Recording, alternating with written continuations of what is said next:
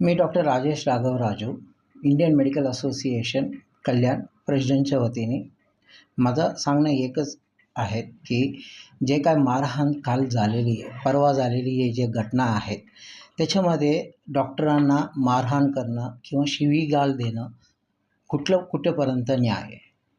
आमचा उद्देश एकच आहे. तर तुम्ही जर प्रशासनात असून तुम्ही जर काय गोष्टी पुरवठा करू नाही शकत, आम्ही डॉक्टर तिथे असून जे पेशंटला ट्रीटमेंट द्यायचे ते आम्ही कसं देऊ? त्याच्यासाठी आमचं सगळं इंडियन मेडिकल असोसिएशन कल्याण, डोंबिवली, कल्याण ईस्ट, कल्याण वेस्टमधलं सगळं पतीचे डॉक्टर असू द्या, आयुर्वेदिक असू द्या, ॲलोपॅथी असू द्या किंवा होमिओपॅथी डॉक्टर सगळ्यांनी मिळून आम्ही हे निर्णय घेतला की आज रोज 8 जुलै 2026 तारीख आपण सकाळी 9 ते संध्याकाळी 6 पर्यंत सगळं OPD सर्व्हिसेस, इलेक्टिव्ह ऑपरेशन्स सगळं बंद ठेवण्यात येणार आहे. तसंच आम्ही डॉक्टर असून आमचं जे काळजीपूर्वक गोष्टी असतात की पेशंटबद्दल आपण कधीही एमर्जन्सी सर्व्हिसेस बंद करणार नाही, म्हणून आम्ही माणुसकी दाखवून आपल्या पेशंटसाठी एमर्जन्सी सर्व्हिसेस चालू ठेवण्यात आहे. पुढची भूमिका काय असणार आहे? पुढची भूमिका आजपर्यंत आम्ही हे ठरवलं आहे की जोपर्यंत जे मारहाण झालेली त्यांचं व्यतिरिक्त जर काय लीगल ॲक्शन जर घेतलं नाही तर आपण हे संप असंच चालू राहणार आहे.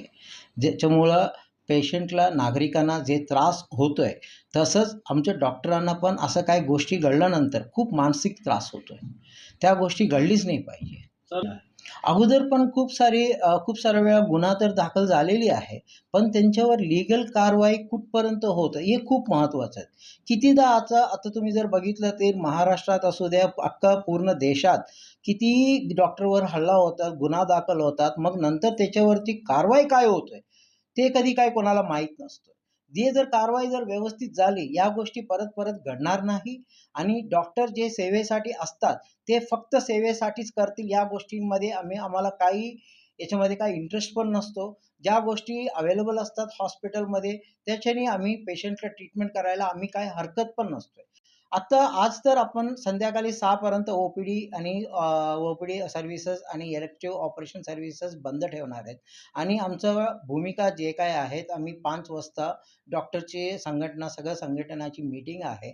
ते मीटिंग झाल्यावर पुढचं प्रतिक्रिया कसं असेल, काय ठरवेल आम्ही ते तुम्हाला कळवू.